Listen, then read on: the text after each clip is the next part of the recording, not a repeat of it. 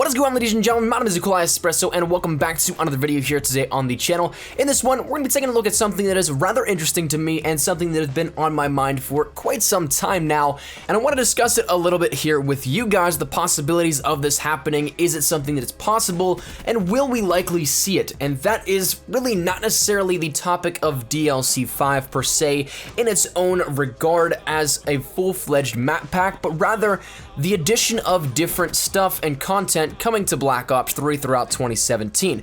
We've discussed it recently here on the channel in a more broad perspective, but I want to take a look at a few things that may hint towards a couple of different avenues we could take for content in 2017 rather than just, say, weaponry and supply drops. Now, this is, once again, in no way, shape, or form confirmed. It's just thoughts that I have, some speculation. At any point in time, if you want to engage in this discussion, feel free to down there in the comment section down below. That said, keep an open mind, open opinion here with it. We're just going to be taking a look at some things that are on the board and what they could possibly mean or what they adversely could not mean. It's all really up for time to tell, and the discussion is going to see where we can maybe go with it. So let's start at the beginning here. This is actually going to go back to Sledgehammer Games' last title, Advanced Warfare.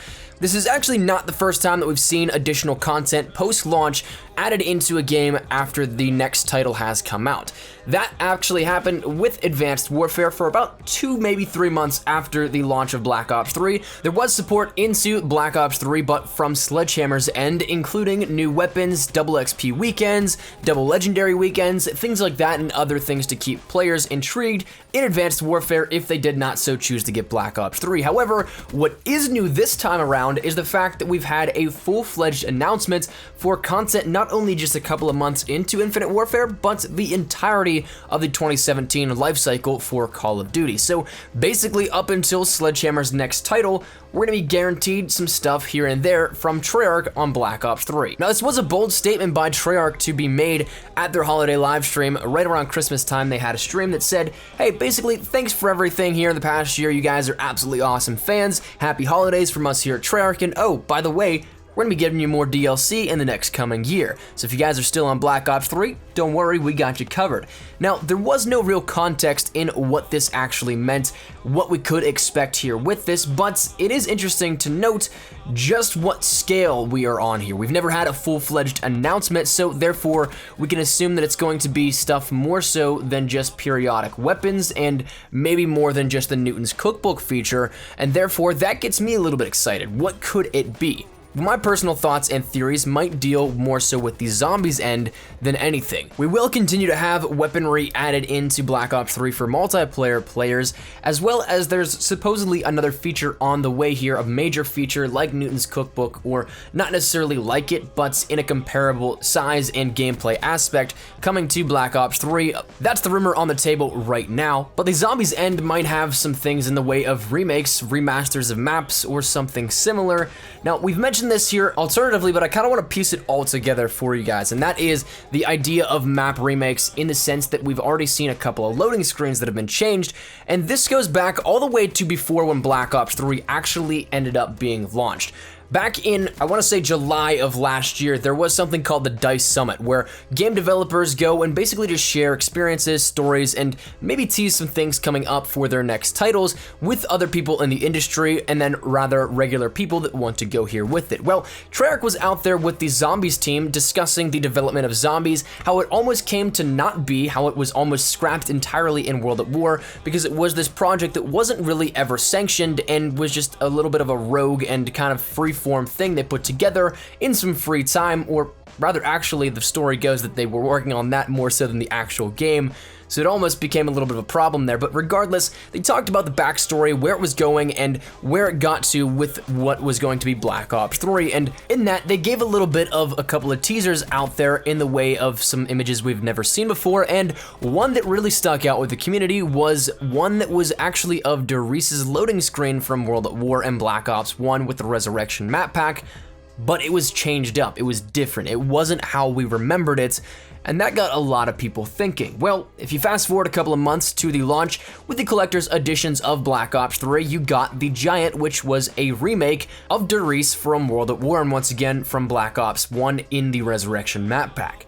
So that then got people thinking whenever there were other instances coming up of this, where what if we get more remakes of different maps? Because if you look at it, we now have 3 different maps that have been remade and redesigned for whatever purpose that we don't know at this very point in time. Those including Ascension, Moon, and Nuketown. They all have had different iterations of these loading screens released, and for what nobody knows at right now for the reasoning. Right now, I can't imagine that it would be a Resurrection 2.0 because you don't have 4 maps to fill this up, or rather 5 with a brand new one, and I don't even know if that would be happening at that time anyway. I don't think they would introduce a brand new map like this, but anything could be possible, I guess. One thing to note though that is actually very interesting though that may tie into this whole idea of something coming in the near future is the fact that over on Steam there was a recent update to this that added brand new downloadable content into the listings. The only different part though is that whenever you go and take a look at the actual Steam info app site that showcases absolutely everything that happens with updates, what is allocated, what is put in, the newest update, which was 3 days ago as of recording this, was named Steam Database Unknown App 581450. Now when you go and take a look at this actual application ID number to check out what's in this package of it, it's 2 CD keys and 1 CD key or 1 Steam code. Now if you don't have any idea what this means at all, don't worry, you're not alone.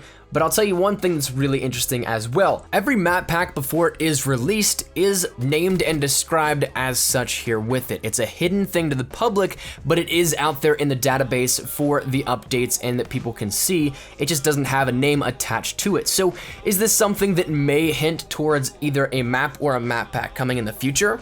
I mean, it is possible, but I don't think that I would put that on the list of most possible things at this very point in time, just to play it safe. I mean, anything could happen and I gladly would be wrong with it, but I don't think that I would want to get my hopes up saying this is a brand new map pack, DLC 5 confirmed, but it is intriguing to me whenever all the other map packs before they have been officially announced and released are labeled as such also within the database. So it's interesting to take a look at and certainly something we can take into consideration in the future, but I guess it is what it is for right now.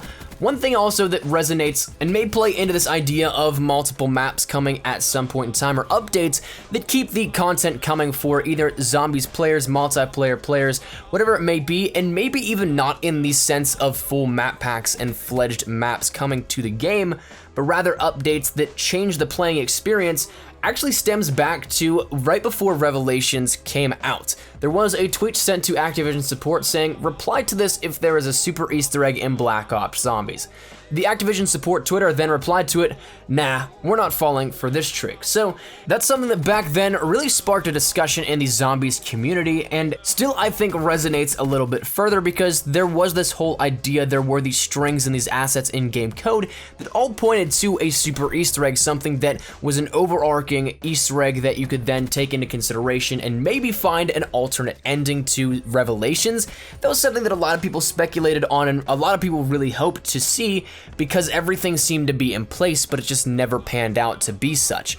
If this were the case, that maybe we are going to get some updates to zombies, to multiplayer, maybe some of these updates could include alternate pieces and alternate additions to zombies, not in the way of maybe brand new maps, but some things that are different triggers for a different ending to an Easter egg or something similar.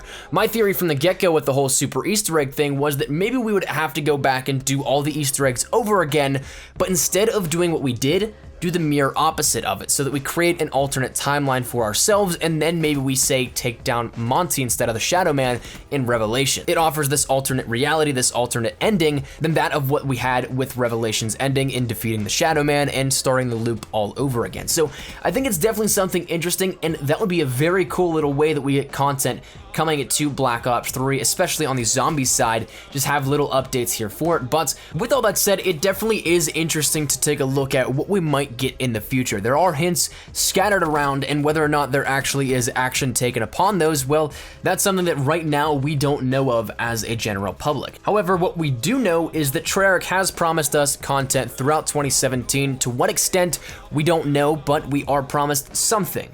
Maybe that's just weapons and that might be the extent of it, or maybe we are guaranteed some new maps in terms of remakes. Maybe we are getting this brand new feature that's been buzzing around the rumor mills, or maybe we don't. I guess it really is all for time to tell, and for what Jason B and Dan Bunting have up their sleeves over at Treyarch, what they have planned for the community. And once again, as mentioned previously, this is all just discussion, all theory, and thoughts that have been on my mind. In no way, shape, or form is this confirmed.